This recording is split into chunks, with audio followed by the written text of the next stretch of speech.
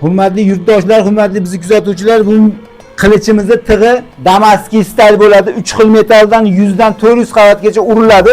Endi uning to'shni sloyini soni yo'q, chunki o'zini guli yetib chiqqanda to'xtatiladi. Bu tig'ni bizga O'rta Sharxonda Boburjon degan akamiz bor.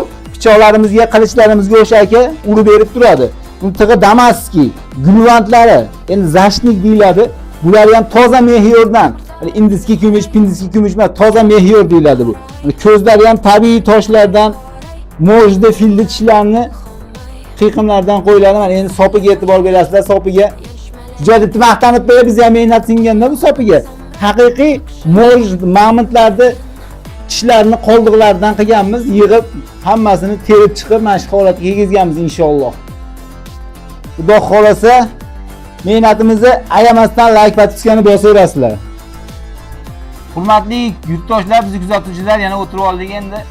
Men narxiga keladigan bo'lsak, videoda aytsak, har xil negativchilar ko'payib ketib qoladi.